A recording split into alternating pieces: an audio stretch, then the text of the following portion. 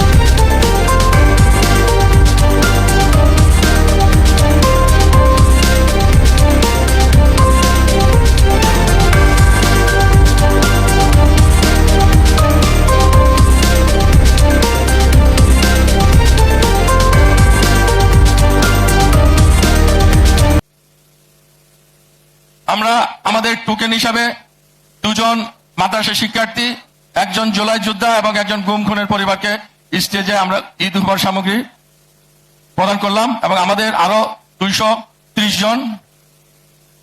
আমরা এখানে প্রতীকী 4 জনকে আমরা ঈদ উপহার সামগ্রী বিতরণ করলাম।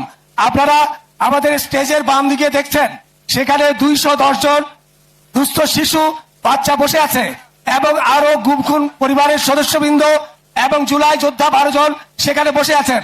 তাদেরকেও কিন্তু একই জিনিস আমরা সেখানে বিতরণ করছি। সময়ের স্বল্পতার কারণে শুধুমাত্র 4 জনকে প্রতীকীভাবে মাননীয় প্রধান অতিথির মাধ্যমে আমরা এই উপহার সামগ্রী বিতরণ করলাম। ধন্যবাদ সবাইকে।